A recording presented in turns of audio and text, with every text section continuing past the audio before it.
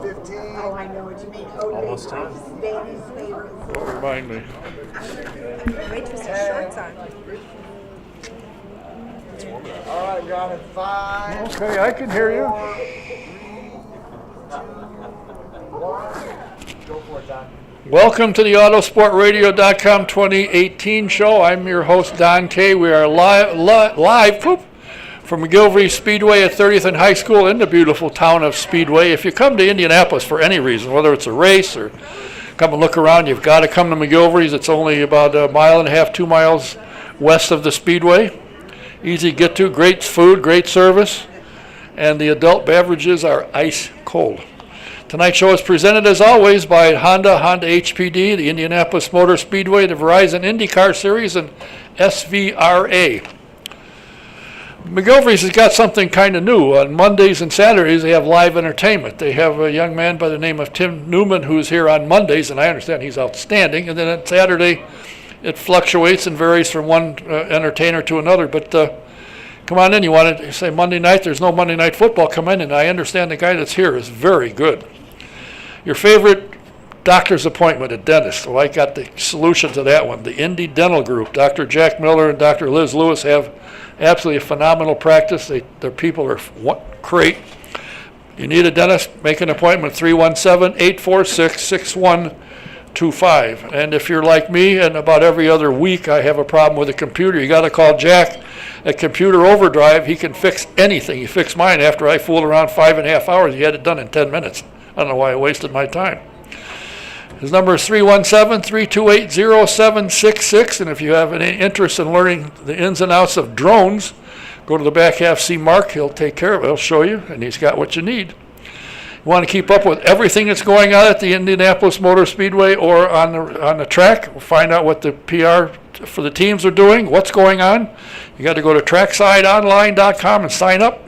You'll get all kinds of information. You won't miss anything. They cover it all. You'll love it. You got to look into it. My first guests are two people that I have chased a little bit. One I've chased for 2 years or more. She joined in November of 2014 with the Hallman Motorsports Corporation as Senior Vice President of Events. She spent 20 years with the Indiana Sports Corporation and 2 years as the president. She was the president of the Super Bowl committee, and of course, if anybody that was there, and I was there a lot, it was spectacular. Who she talked to get the weather she got, I don't know, but I know I tried it and it never worked. I asked for some and it rains. She is a very busy lady and covers a lot of things. It'd be kind of interesting to see what it is that as event director for the Hallman Motorsports is. Please welcome Miss Allison Meglinton. And sitting next to her is a gentleman that I talk to from time to time. He has joined as the Indianapolis Motor Speedway as Vice President of Marketing and Communications, and apparently he communicates well because he's in meetings all the time. So we can obviously communicate. He was the Vice President of Marketing and Communications at Butler University and joined IMS in September of, 13. He has a number of skills. One I didn't realize until I read his whole bio. He went to music school and is involved in music in the city. He graduated summa cum laude, and he swears he has to have 2 more beers in order to sing. But he is a very interesting young man, and we're going to find out more about what communications and marketing has to do with the Indianapolis Motor Speedway. Please welcome Mr. Matt Mindrum.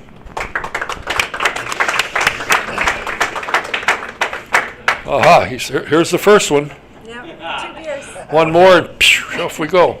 Allison, what intrigued you after 20 years with the Sports Corporation to leave and come to Speedway, other than Mark saying, Mark, I'll tell you that the 100th running was coming, and I've worked so many major sports events in my career, and as my career starts looking towards a sunset at some point, I wanted to work on the greatest spectacle in racing, the largest sporting event in the world, and it was the 100th running. So about a year before that, Mark asked me to come out and join the team and lead all the planning and execution for the 100th running. So I did that and had a blast, and I'm still having a great time every day, still love what I'm doing, so I'm still there. You're the executive vice president of events. What does that mean? What does that entail? You sit around and say, well, let's get this band and have somebody find one, or what do you do? So I oversee all the master planning for everything that happens at the Speedway, and there's hundreds of millions of little pieces of that, including all the logistics, operations, oversee the facility implementation part, the risk management part, the concert planning. I don't pick the artists. We can have Matt talk about that. But all of the millions of pieces of the puzzle that come together to put on everything in May, and as we all know, it's a 3-week event. It's not a single day event. And then all the other events that go on at the Indianapolis Motor Speedway. So I would say that I am the master planner for all events and operations and activities that occur at the track. Do you, and I'm sure you do, interact with my good friend Major Dooley? Yes, I love Kirk Dooley. Yeah, what a he's- great man to work yeah, with. he is, he is. We have a He's- great team there, and Kirk is a key part of that. I was talking to him yesterday. He's scheduled for next week, and there's a possibility of him not being able to make it. His mother-in-law is quite ill, and his wife may leave town, so he's got to take over. But he said that it reminds him a lot of his military because he has so many people and so much things to do, Yes. to look after, and I'm sure with all his 25 years in the military, he knows how to do that real well. He is exceptional. He supervises all of our temporary employees, including Safety Patrol, which is the lifeblood of everything that happens at the track. And he joined us about 2 years ago, and he has done an incredible job. He'll be a great guest for you. Oh, he is. It's taken me almost as long to get him as to get you. Matt, marketing and communications, what's the connection between that? One of marketing is obviously you go out and try and get sponsors for the Speedway and so forth, but how do you connect communications? Because you don't talk to me, so I know you don't communicate. Oh, Don, I talk to you all the time. You know that. Our job is to put butts in seats primarily and to leverage all the different opportunities and channels we have to do that. We've got a great team of PR folks, media relations folks, marketers who do a great job connecting with fans, bringing folks out to the Speedway for all our events. Now, one of the primary sponsors for the 500 is Pengrade Motor Oil, and they're moving out. Are you scrambling to replace that? And if you are you finding that the doors are opening a little more easily now than they did, well, you weren't here a couple of, say, 3-4 years ago? Pengrade's been a great partner for the Speedway and a great first presenting sponsor for the 500. They were the first presenting sponsor we ever had. So we love them. We appreciate everything they've done for us. We think the 500's as strong as it's ever been. So absolutely, we think that the door is wide open, and we'll find a great partner moving forward for the 500 as well. It's amazing. People don't realize that sponsorship isn't just putting your name on a wall and going home and just hoping somebody does something. It's a lot of networking involved. The same with the sponsors of cars. It's no longer, I got my name on a car, so what? The paddock has places where you can network and build your business, which is what the whole idea is. But the communications part, are you in charge of sending out all the information, the emails and all that? Do you oversee all of that that goes out? We do. So we have a great team that does our best to communicate with folks and to get the information that's going to be most helpful out to the audience that needs it. Since you are the guest performer guy, I just got this thing this afternoon about Train. What's that, or who's that? I never heard of them. So Train's what most folks would call a pop rock band. Huge success in the late 90s, the 2000s. Most folks know Meet Virginia or know Drops of Jupiter or know songs like that. It's not necessarily what some folks think of as the typical Carb Day band, and I know we've gotten some of that feedback. If there's one thing I've learned working a little bit in the music and entertainment business, it's that you're never going to make everyone happy, but we feel like it's a great opportunity. Today was a great announcement day. We sold a ton of tickets. Folks are excited about Train, and Blues Traveler is great. I grew up a Blues Traveler fan, good 90s blues rock, so we think it's going to be a fantastic Carb Day, even if it's a bit different than the last couple of years have been. Well, I was going to make a couple of suggestions, but the ones I know are old, like Jerry Lee Lewis, Oscar Peterson, B.B. King. All these guys are not around, unfortunately, and they're the ones that I know. Yeah, and I know them. I mean, Although Carb Day has its own vibe and its own feel and its own reputation, so I think we've also learned that even if everybody doesn't know who Train is, you know, they've been an incredibly successful band, and people will still come because they enjoy the other activities on Carb Day. They like really kicking off the weekend, so I think Train's going to be fabulous. I'm a big Train fan. I agree.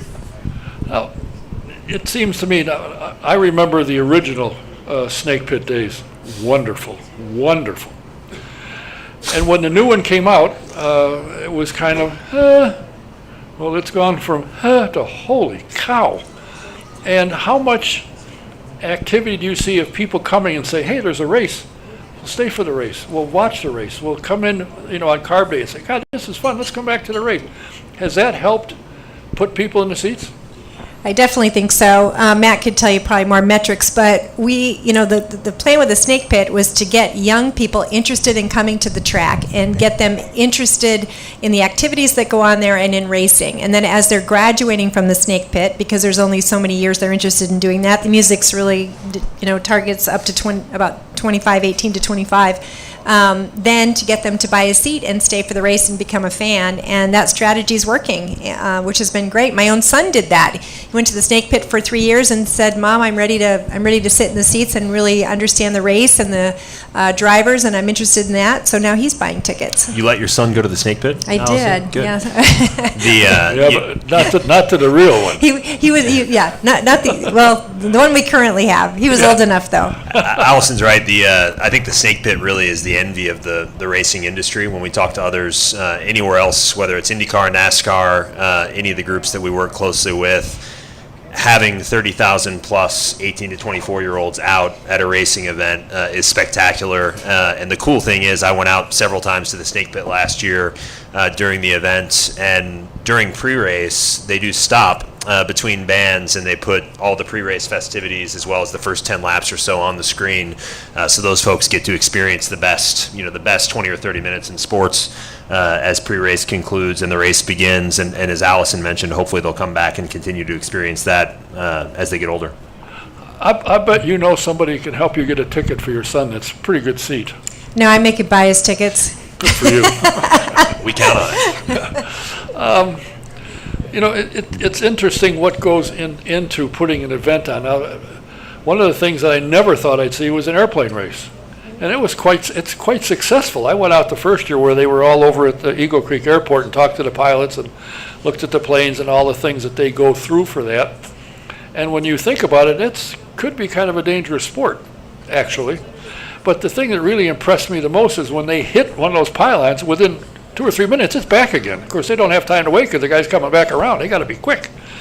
The first time I had Mark here, I said, have you ever thought of using, or is it in your mind to use a track for something other than the 2 races that are here, or 3 at the time? He said, no, this is a race facility. Well, that certainly didn't last long. Right.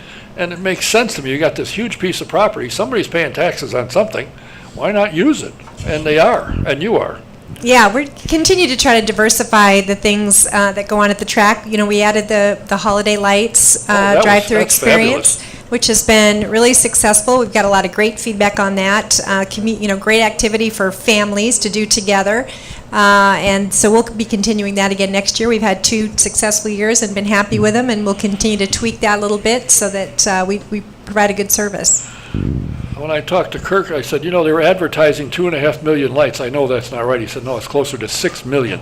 It's quite a show, and it's very impressive and very well done, and it's worth 30 minutes or whatever it takes you to go through to see it. And the kids that I've taken, young kids, to go, ooh, they like it. It's good. It's great. Yeah, it was very popular for us. I've got a 1-year-old and a 3-year-old, and both of them love it. I think we went through 15 times this year. So. We had some engagements during our Lights at the Brickyard this year. People that jumped out of their cars and went over in front of certain light displays, and lovely gentleman got down on his knee and asked someone to marry him. We had probably 5 or 6 of those as little romantic activities during lights. So we love that. It's dark. It's dark. Dark, yeah. You know, one of the first, I think, that I can think of bands that came in when the music thing started was, what's those guys from England, Mick Jagger and his group? Rolling Stones. Oh, yeah, that's right. Those That's who it is. guys. When you bring them in, how in the world do you follow that up? Probably the most popular and well-known for 50 years band. How do you follow that? How do you beat? You can't beat it, obviously. And after all this time, they're still huge, huge. And when they have a concert, 50,000 is nothing. Right. Yeah, we've got, for our property for music, and again, Matt's the music guy, not me, so you can comment after this, but for our property to have a standalone music event, we've got to have, a band that will draw big, because there's other venues in town that will draw, 10 to 12,000, and in our place, that's not a lot of people. So we've got to have a band that can draw a lot of folks. The Stones did that for us, and we're continuing to seek opportunities for other bands that can draw at that kind of level that makes sense for us in the schedule that we've got. Yeah, I agree. I think the Stones was a perfect situation where they were looking for a special venue and we were looking for a special band. I think on event weekends, we continue to look at music as just a great way to get new folks in to the venue who haven't been there or might not otherwise come. And that certainly applies to Indy 500 weekend. It also applies to Brickyard weekend. Last year we had two of the hottest pop EDM bands, the Chainsmokers and Major Lazer, that were out as part of the Brickyard, and those were 15,000 or so folks who never would have come out to the Speedway on Brickyard weekend if it weren't for the music. They got to see Cars on Track, talked to a lot of them. They loved seeing Cars on Track. Hopefully they'll be back as race fans now. Well, John and I stood in line for hours to get tickets for that, because they're our favorite bands, too. We'll hook you up this year, Don. That's what I'm afraid of. How different, Allison, is what you're doing at the Speedway from what you've done for the 20-some-odd years in downtown Indianapolis? It's actually not that different. The sport's different, but I've been blessed to have run so many different sporting events with different sports, and it is like the puzzle I described. There's components of it: transportation, logistics, security, risk management, volunteers, training, staffing.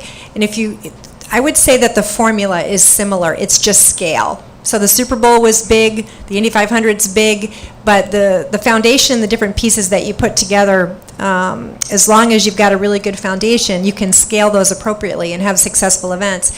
So I wouldn't say that my day-to-day work is that different, but the people are different and the product's different, and I love working there. We have amazing people that work there. Doug Bowles is incredible. Mark is incredible. Matt, we've just got great people that we love working together, and that to me is the best part of working there is the people. And then secondly, I've always been to the race and I've been a race fan, but now I understand on the backside the inner workings of it, and I thoroughly enjoy it. I get out of bed every day and can't wait to get to work and work on the different projects and think of new ideas, new creations that we can do. And things don't happen instantly when you have a new idea, but we're constantly thinking of new things and trying to implement them. You had to, being as you've been involved in sports for more than 20 years, you had to have been an athlete in college somewhere along the way. What did you do? What was your sport? I was a gymnast. Very different than racing. I was a gymnast. Well, it's a little slower. I think it takes a little more balance and talent to sit in a race car and turn, perhaps. Yeah, racing's too scary for me. I can hardly do the two-seater.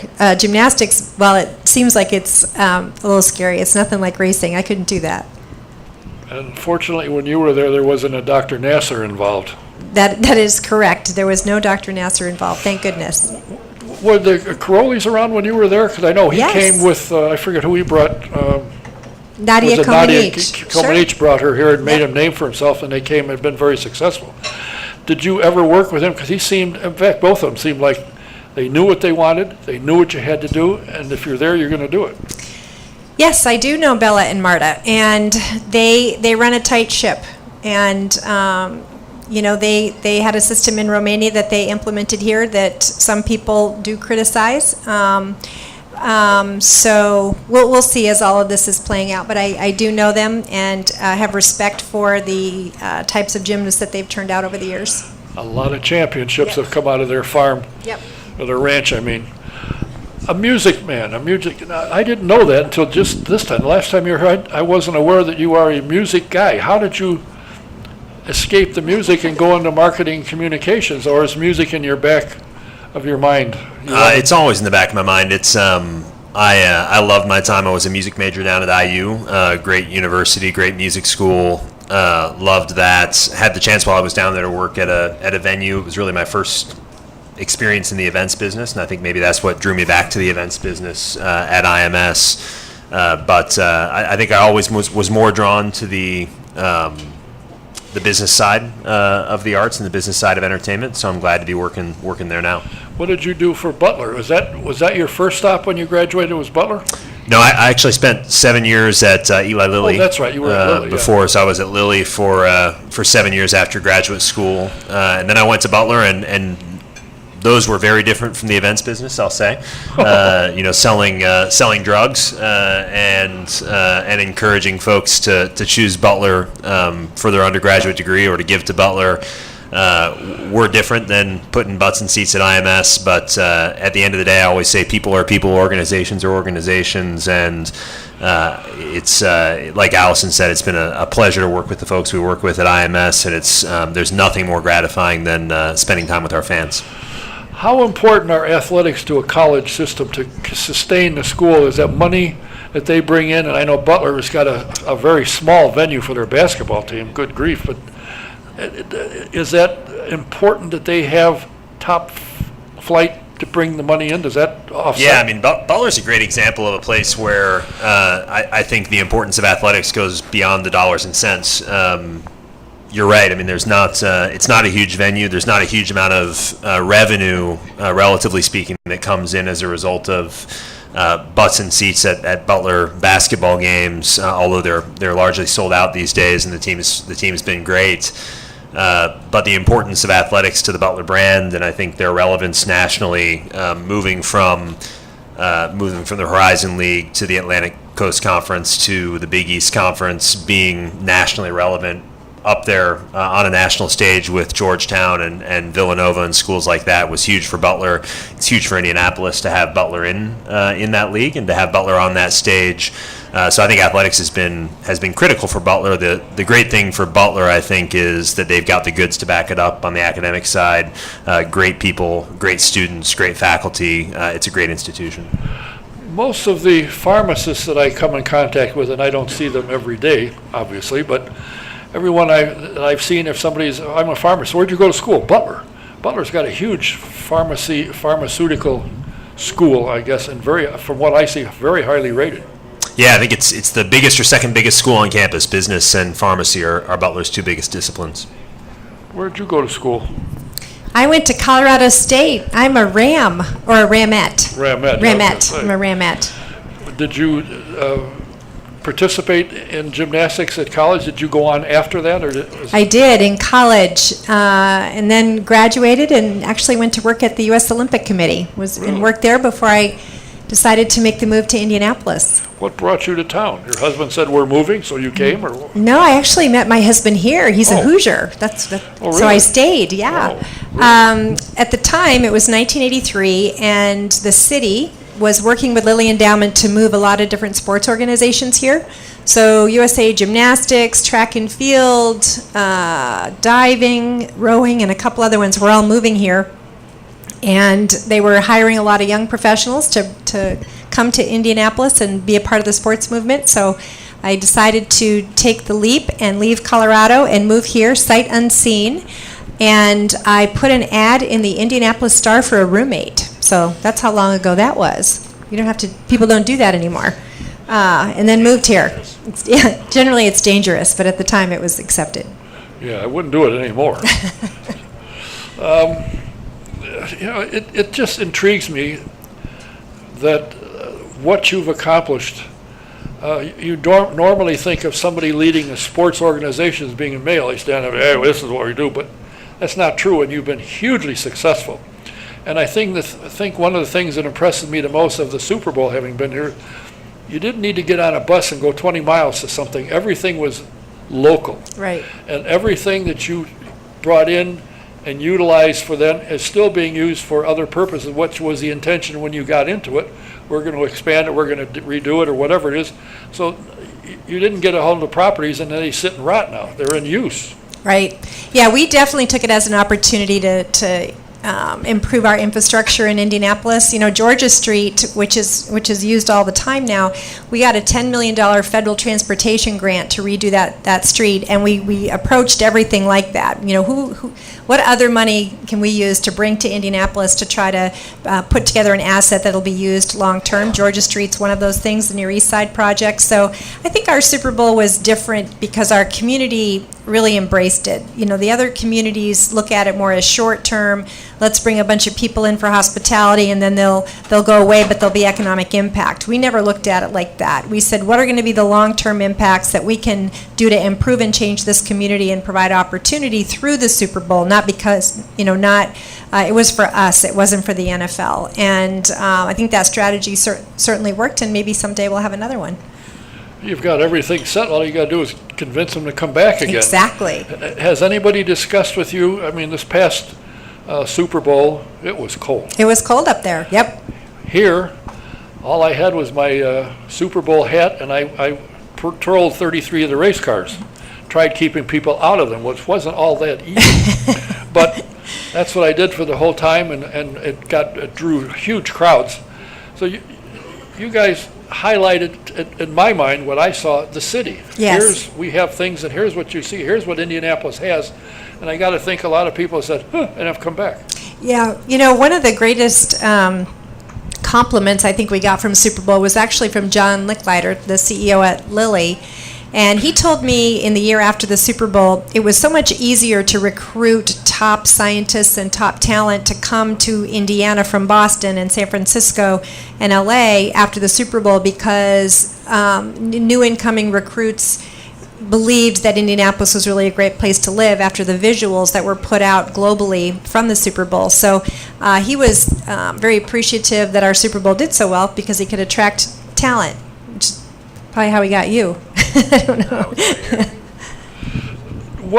What are you doing with music these days, Matt? He sings to us in the morning at the staff meeting. Sometimes. Sometimes. Don't tell me he's drinking beer in the morning. Go ahead. Bourbon. No, you know, sadly, with a 1-year-old, a 3-year-old, and a job that keeps me pretty busy, I don't do a lot. I sing at. I used to sing at my church until we had a couple kids, and I've not been doing that as much lately. But I sing at weddings and funerals now, so hopefully more of the former and fewer of the latter. Yeah, but the latter, the honoree can't complain. That's right. He is our backup singer for the national anthem for all of our races in case we have a no-show. Matt's our guy. So what happened if the starring person got sidetracked? Somebody drug him aside. Is he at the ready? He's ready. He's ready. Me. Are you ready? I've got a I'm beer ready. Standing by at all times to give to Bourbon. him. But you don't have anything to do with recruiting the incoming talent. A bunch of us spend a lot of time thinking about the talent that we're going to bring in for the various events. I think, I feel probably the least comfortable, even though I might be the youngest one here at the table.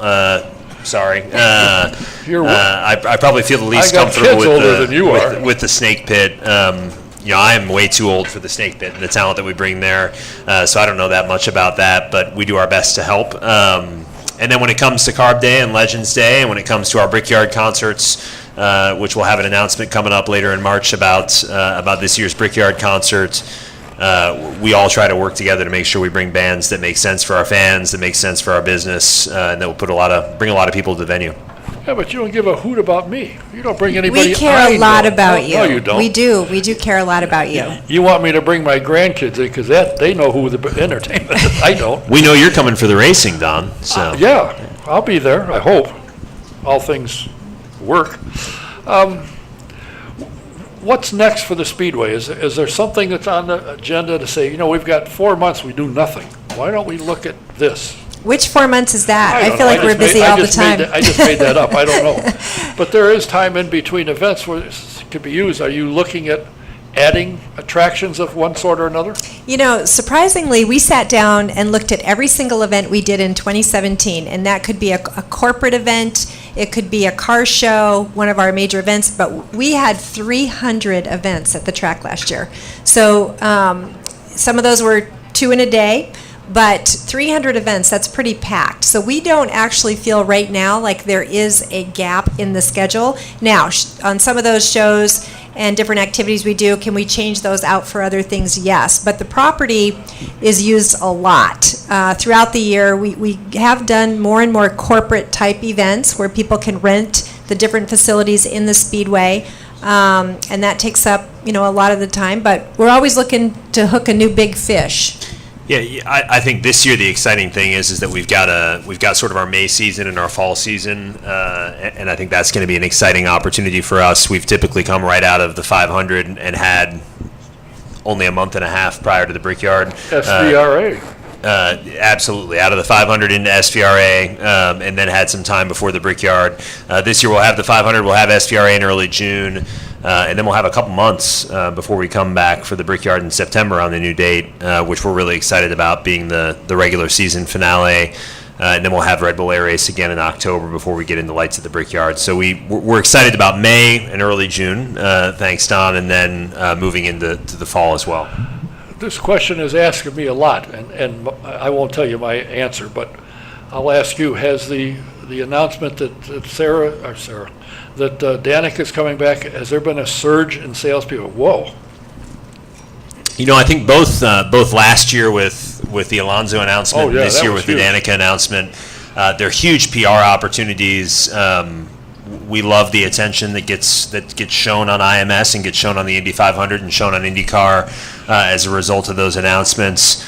We have certainly seen some interest from tickets, but we think the biggest driver of ticket sales for the 500 is how great the event has been year in, year out, and a little bit less the Alonso or the Danica factor alone. Yeah, but Alonso had a huge impact in Europe. They tell me that the viewership over there was enormous. Absolutely. And the great news about him is he still is out there talking about what a great experience he had in IndyCar. He's coming back. Yeah, a great experience in IndyCar and a great experience at the 500. So we appreciate that, and I think that's great. He's a good global ambassador for us. And having Zach Brown as running McLaren doesn't hurt either. Right. That's right. Right. Exactly. Well, I'll tell you, it's an interesting, you said, we had 300 events. There's 65 days you didn't do anything. Those were the days I was working in all those meetings and planning. Yeah, I know every time I call, Matt doesn't answer, and so I've called the desk. Is he in? Yeah, he's in a meeting. Oh, gee. He is in a meeting a lot. We do have a lot of standing meetings. I would say each week we have at least 30 meetings. And a lot of those are team planning meetings, budget meetings, risk management meetings, and so on, marketing meetings. So we are meeting to death. But we also feel like we're productive when we're in our meetings. We don't just meet to meet. And in our defense, I think it takes more work than folks realize to prepare for 300,000 plus folks to be at the, or 500,000 plus folks to be at the venue in May. Oh, I don't think there's any question. On race day, it would be like having 5 NFL games all at the same time, because the Colts have 62,000 people at their games, and so it's 5 or 6 full NFL games all going on at the same time. So it takes that much work. And if you really wanted to strain yourself, you could put 5 NFL stadiums inside there and have all the games running at the same time and still have the race. We should do that. We should try that. It's a new idea. Well, I certainly appreciate you taking the time to come here. It was worth the chase, and I will do it again. Because something will come up and say, ooh, got to talk to her about that one. Do you book anything at the museum, or is that they're on their own? You book the rooms? We work really well with the museum, but we book our property and they book theirs. Oh, I see. There's my number one person from the museum is here, Marty. And if you haven't been to the museum, they have the engines of the Indy 500 and the Camaro pace cars. And coming in, was it end of March, is going to be the Unser show, and that's going to be spectacular. So you got to get over there and check it out and come back and see the Unser show. That'll knock your socks off. Thank you for all you do over there, Marty. You do a great job to help us out. And look at the French Connection is here. Good heavens! She gave me a wallet. It looks like George Costanza's now, from Le Mans. Oh. Yes, and it even very has a nice euro in it. gift. I tried to get to Europe with it, but it wasn't enough, so I can't go. Well, I appreciate you taking the time. I hope my second guest is here somewhere. Mr. Fry? Is he here? Oh, I see him behind the bar. Oh, is he? Oh, there he is. Jay, hiding. come on over. He was hiding. I want to thank the two of you for coming here. It's always a pleasure to talk to you. Matt, enjoyed it. And of course, Allison, thank you. And it's obvious that what you two have brought to the Speedway, I think, not that there was bad people there to begin with, but a new look, a different way of doing things, and I think it's working very well. So, Well, thank you for having us. Allison makes us look good. oh, I know that. We have a great team. And so does this gentleman, and whenever here I comes Jay. whenever I compliment, he said, "It isn't me, I know, but it isn't Andrew Luck that wins all the games either." So, thanks for Thanks, being Tom. here, and we'll be Thank after you so much. Allison Meglington and Matt Mindrum. Before my next guest gets up here, I didn't see him hiding. I want to remind you. Oh, you need me to move? Oh boy. If, thank you for coming, appreciate it. If you're looking for a car, you need to go to Sam Pierce Chevrolet in Daleville. You'll find out why the best prices are in the country, and Daleville, trust me, is the country. And you just take I-69 north to exit 35, go east 1 mile, and you won't miss him. He's right there. That's Sam Pierce Chevrolet. And you'll find out why he's always rated at the top of the customer satisfaction. When he sells you a car, he doesn't stand behind you, he stands alongside you.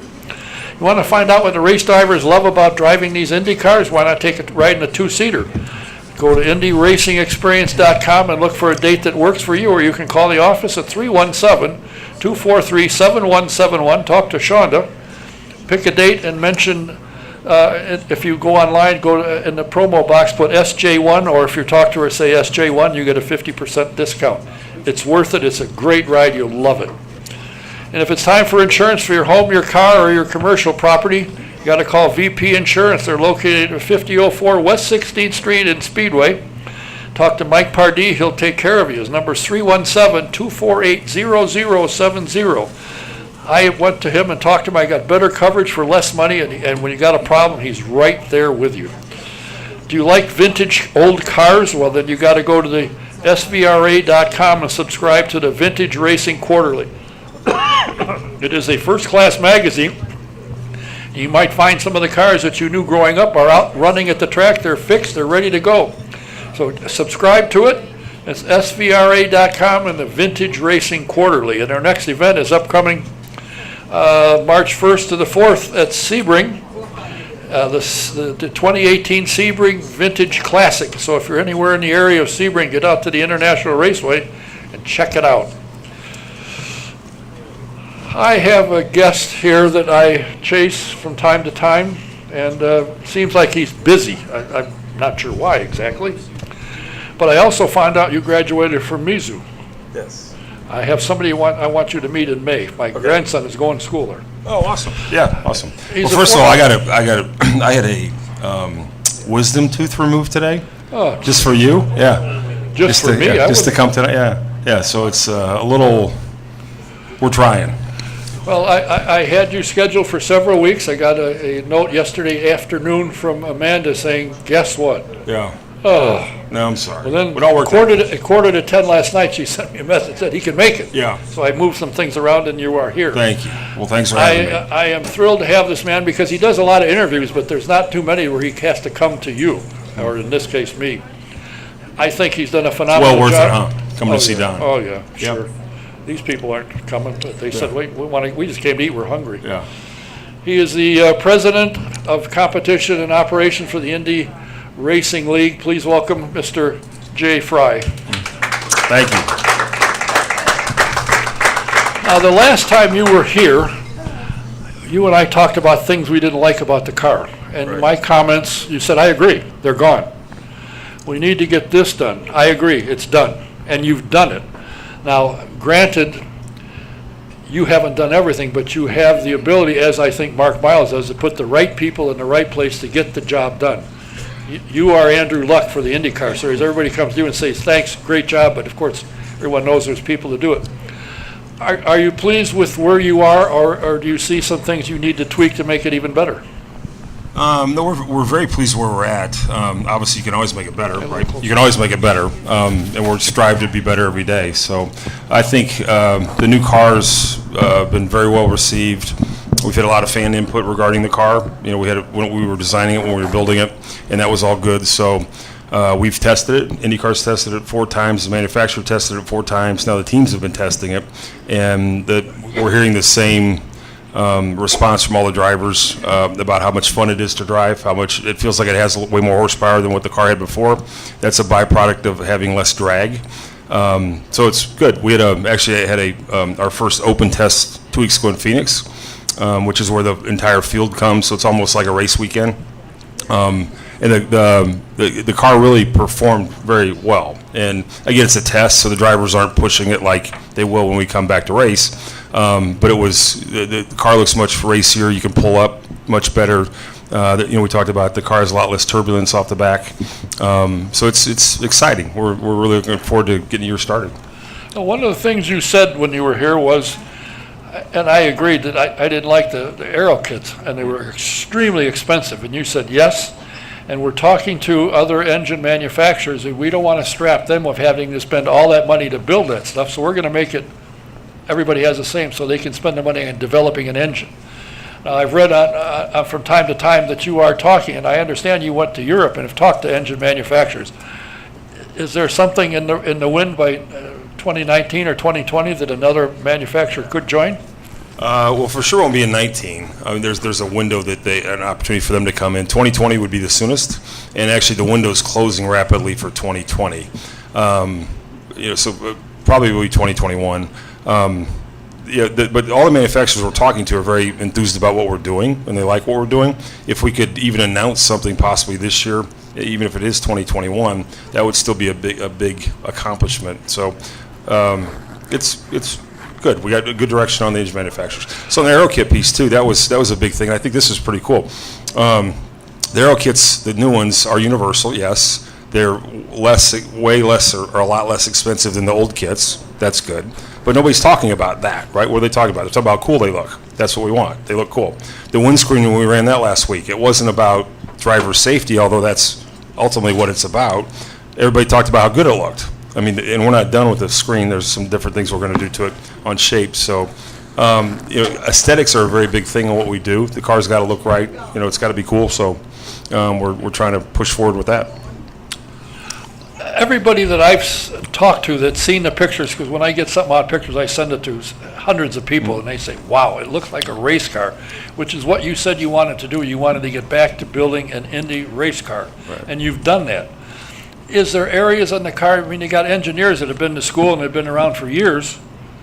Is there any place that a team can play with the car and do their own little things? Oh, absolutely. The car has a lot of adjustability in it, not as much as the car for the 17 version car did, but there's a lot less parts and pieces on the current car, which is good. That creates a lot less of debris opportunities, a lot less flying pieces, that type of thing. So yeah, there's plenty of the box is smaller, to make gains with this car because it's universal.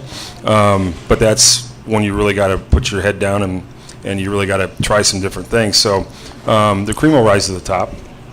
It always does. It always does. The thing that's impressed me most of the drivers that I've talked to, and the ones I've heard when Joseph was explaining how the car worked in Detroit, he mentioned, as everybody else has, you have to drive the thing. Now, you just don't go down hell-bent for election and turn left.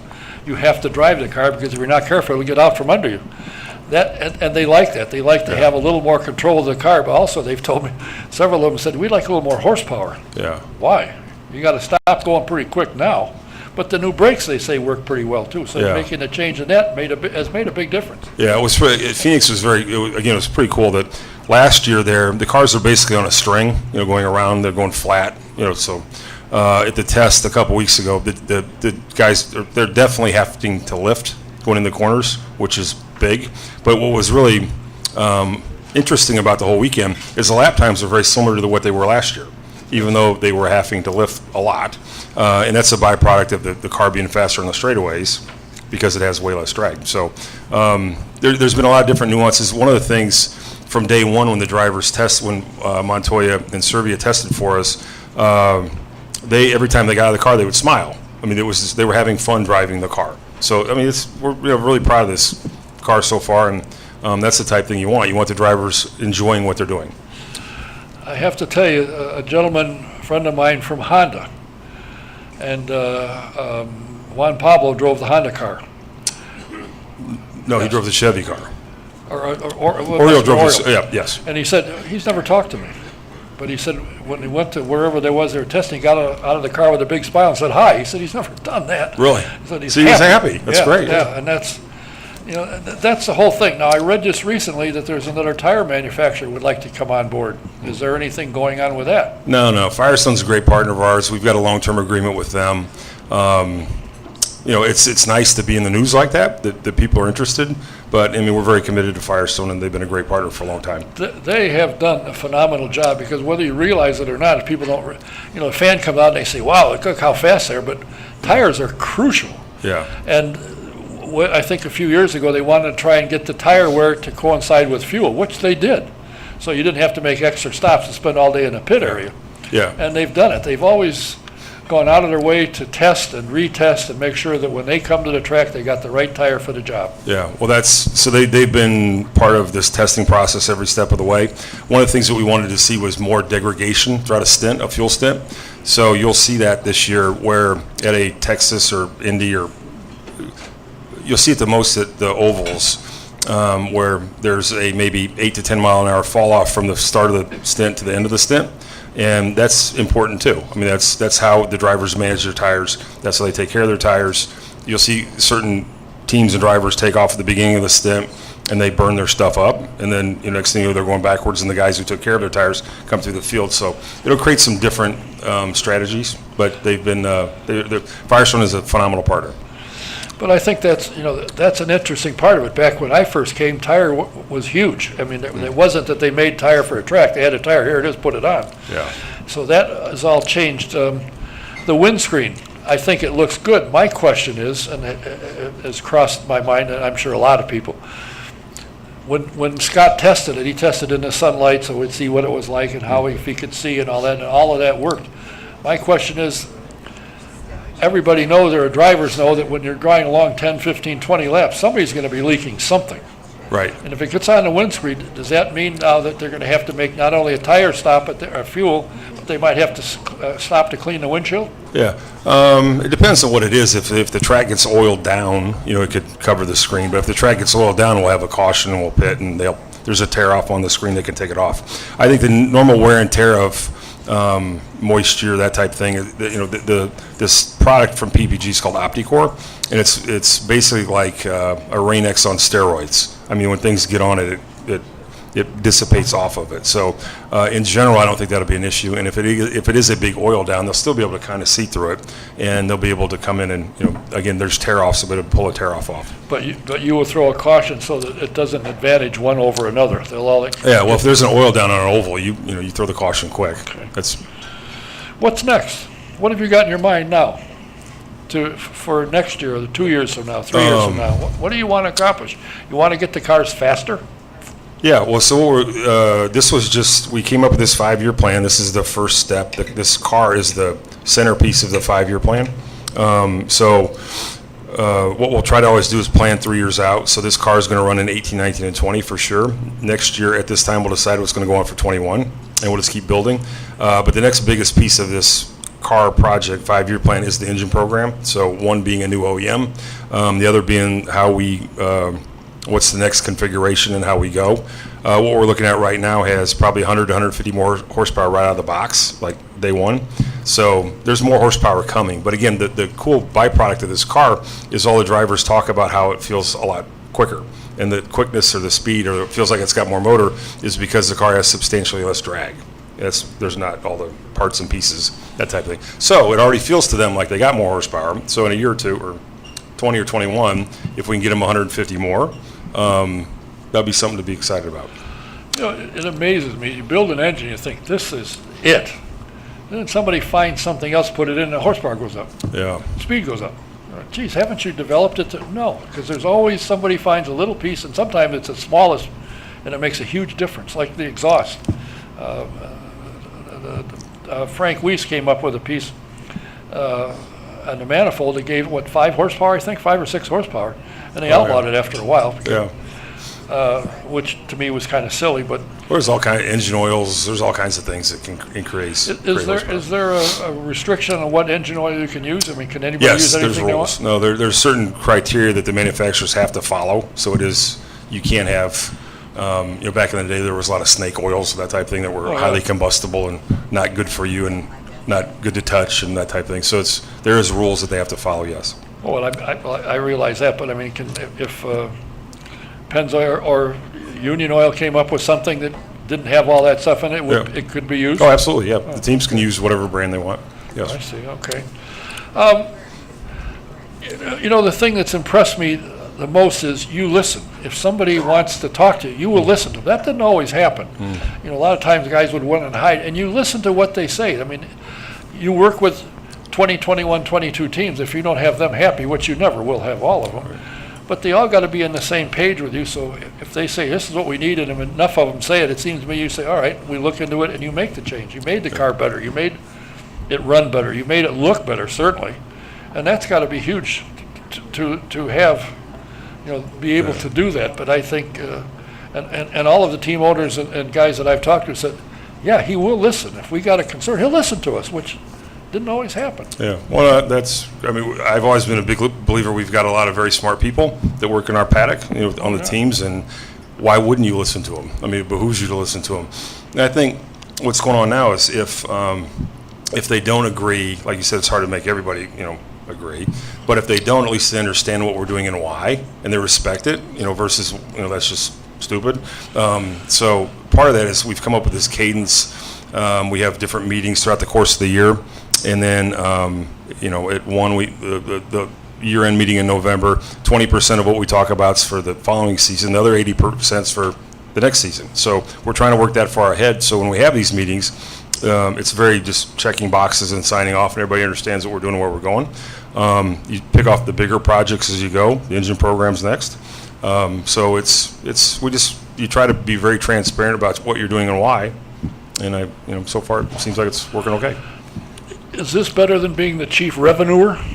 Chief revenuer? Yeah, We're all revenuers, right? Yes. but Because when in you came on, motorsports, if you don't have money, you don't what? this Right, is true, but when you right. came on board initially, you were chief revenue officer Yeah. at IMS. They moved you across for your obvious, what you've done in the past with NASCAR, starting a team, being a general manager, being owner, moving up, scoring. I mean, the cars ran well. When you're running against some of these guys with almost unlimited amount of money, it's tough to do, but Absolutely. you succeeded in doing it. Does the time you spent doing that translate to what you're doing now? Oh, 100%, yeah. Well, both. I mean, from a team perspective, like now, when you talk about listening to the teams, everything we do, I do as a team person. I have, coming from that perspective, I understand, again, it was a different form of motorsports, but it's still motorsport, it's generally the same stuff. I understand their situations, I understand what they're doing and, why they're doing it and the issues they're having, and we try to make sure that we're very conscious of that, and again, try to get consensus. And I was in the NASCAR world, the team that I owned, there was a managing partner in, was maybe the underfunded type team. So I understood that it was very important. We might not have got 10 of something, but we were able to get one. We could race. We could have that one of something. And then from that, I went to when I ran the Red Bull team for 5 years. That was a whole nother perspective of it wasn't about a budget anymore. It was like, what do you need? Just get it. So coming from those two different angles, I think has helped with this job, a lot, because we still have that. There's teams that are very well funded, and there's teams that aren't. So you have to have a balance. You can't. The well-funded teams, you certainly don't want them to be bored. They can't do certain things, and then the teams that don't have the quite that funding, you want to make sure they have the opportunity. So, What I've noticed this year in particular is a lot of sponsors are signing on with teams. I was announced today that Ed Carpenter's picked up another. Ray Hall Letterman Lanningham team picked up one here just the other day. It looks like things are opening up. Dale Coyne, of course, if all else fails, he can put the sandwich shop on there. yeah, Sonny's, right? Sonny's, yeah. Sonny's is good. Oh, yeah, I know. I good used to eat barbecue. at his place all Yeah, the time. I didn't absolutely. realize at the time he owned it, but Yeah. are you finding, are the teams telling you that it's getting a little easier for them to get funding? Because obviously you got to be concerned about that. You can't come something that nobody can afford. Yeah, well, I think one of the things we try to do is look at, there's indicators, right? So this season we have 4 new teams. That's a great indicator. This season, you talk about the 500. We're way ahead on car count for the 500. We were way ahead in November of last year for this season. So the car count's good. New owners are coming in. Their teams are having sponsorship announcements, multiple sponsorship announcements. So all this stuff that we're talking about is legit. It's real. It's not, hey, there's a PR spin or something like that. So that's what we try to look at, is what's real and what are the real indicators of what's going on. I think those are pretty good. Yeah, it appears to be that almost every week you get an announcement from somebody, and there's a couple more that are forthcoming, I understand. It'll be knocked out. I know I was told by John Lopes that Ganassi, like he needs the money. He's got a couple of other biggies coming on. So to say you're an underfunded team is, a little silly. You get $5, $6, $7 million as opposed to 10 or 15 or 20, but it doesn't seem like that's necessarily a holdup, because a lot of these teams have got good people and it's competitive. You don't have, like Formula One or 2 guys win all the races. There's 5 or 6 will win in a season, which makes it exciting. Yeah, no, I think again, we look at the indicators. I think the depth of the field going this season is very strong. The depth, I think, for what you'll see for the 500 is as strong as it's been in quite some time, from all 30 however many cars. How's that? That was good, right? Yeah. So I think there's some really strong, and again, like you said, when we were MB2 Motorsports, we sat on poles and won races and did some different things, and we just didn't do it consistently as the big teams did. But again, at the end of the day, I always try to make sure that our team got, you couldn't afford 4 of something, but you could go run with 1. So we made sure we got 1, and our goal was always to be like the big teams. That's the kind of teams you want, not where you drag the bigger teams down. And it's always nice to go to a track when somebody says, hey, you got to watch out for the Red Bull team. You got to watch out for MB2 because they can win, and you did. Yeah. So you're part of the problem for the big shots. Do you? I shouldn't say this, but I'm going to ask you anyway. Do you find this racing IndyCar more exciting? More exciting than what? NASCAR. Than NASCAR. I'm a motorsports fan, so I find watching this truck series on TV exciting. So I think they're all exciting. They're all different. I think I really like the diversity of our series, where we're in ovals and street courses and road courses. I think one of the things I've been really impressed from day one is these guys, the drivers. As soon as the green drops, they get after it. They get after it for a long time. So it's very exciting. Yes.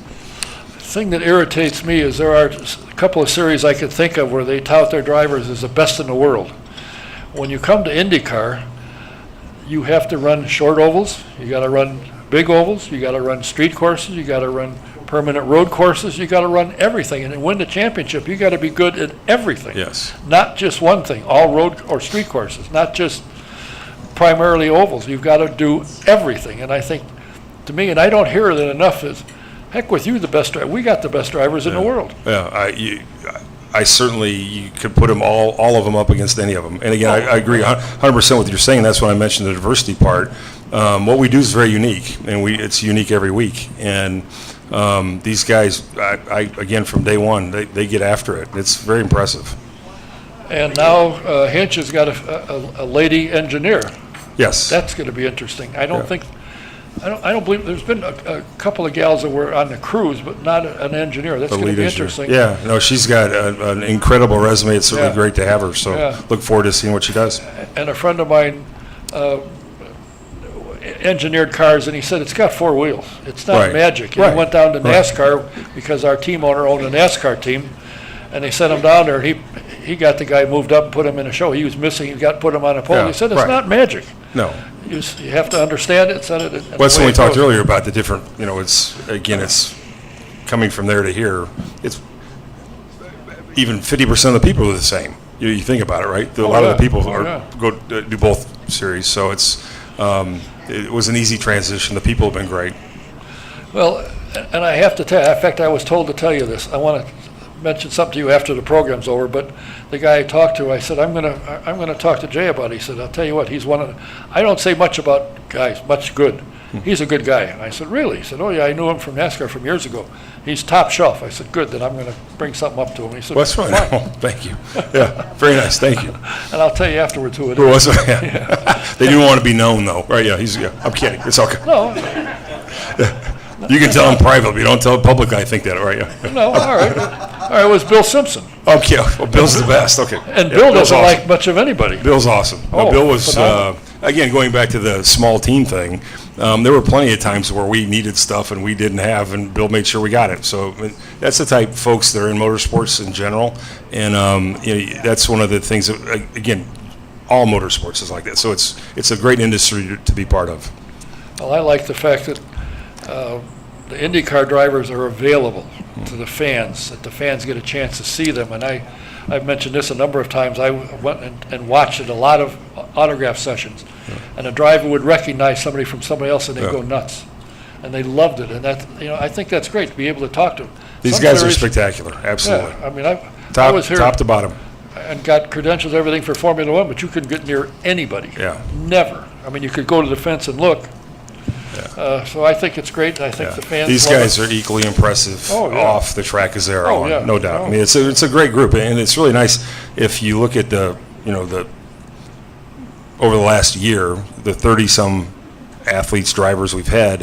I think we looked at the other day. There's like 10 or 11 that are in their 20s, and there's like 10 that are in their 30s or 15, and there was like 4 in their 40s. So the skew's very young. We got a very good young group of drivers. We got a really great veteran group of drivers. So there's a really nice, got diverse racing, diverse tracks, got diverse drivers with their different ages. So it's going to be an exciting year. New car.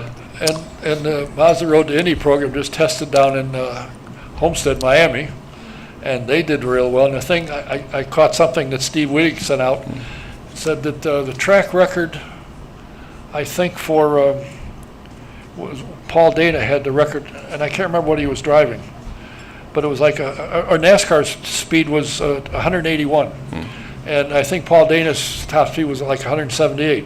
IndyCar's pole speed was 218 Right. on the same track.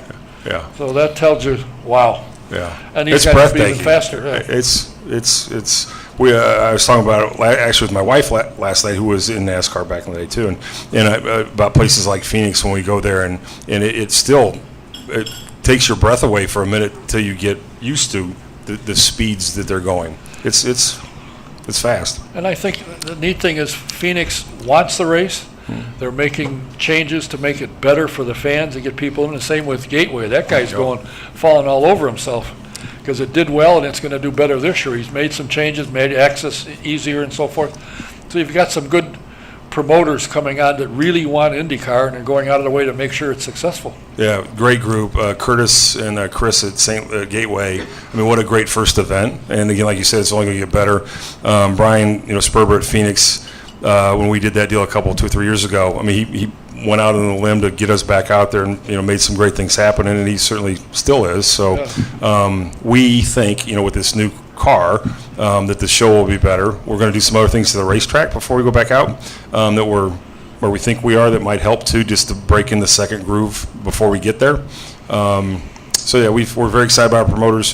One of the things we worked real hard on the last few years is date equity and going back to the same places, with the schedule and the calendar. So that seems to be working, right? So we're going back and people know where we're going to be and where we're going to be there a year ahead. So yeah, little And that's things. good because when you leave the motel, you can make a reservation for next year. Yes. because full well you'll be there. Yes. Well, I know you're busy. These things don't happen overnight, and you've got a lot of people that are working with your ideas and putting ideas together, and I'm sure you're in meetings as much as Matt and Allison Not are. that much. That's way too many meetings where I come from. Sorry. So, God, I feel bad for it's a lot of meetings. Yeah. Well- Our meetings are more like 5-10 minutes and like ready break. Let's go get some stuff done. there you go. Yeah. Well, I know I speak for myself, and a lot of people said what you were doing, what your team is doing is phenomenal. I mean, Yeah. Well, thank you. the It's racing our is pleasure, great, and and it's fun to be around. yeah, you And- got a great group. Thank you. And you got great racing. Thanks for being here. Absolutely. Thank you for having me. As I said, to have you do an interview, usually you're somewhere and they come to you, but you have to come here, and I appreciate you taking the time. Always glad to come. The president of IndyCar, Mr. Jay Fry. Next week, see if I can stick around for just a moment. Next week, I have several things planned, but with the change on him being able to, Jay being able to be here, I had to change them. So go to autosportradio.com, click on the Autosport Show, and you'll see who the guests are when I get them. But I've got some pretty interesting things going, I think. And I even have a date with for Doug Bowles. It's a while down the road, but he's already said, I'll be there, I'll do it. Okay, so we'll be back next week. Thanks for being here. Thanks for watching, listening. Until next week, Don Kay saying good night.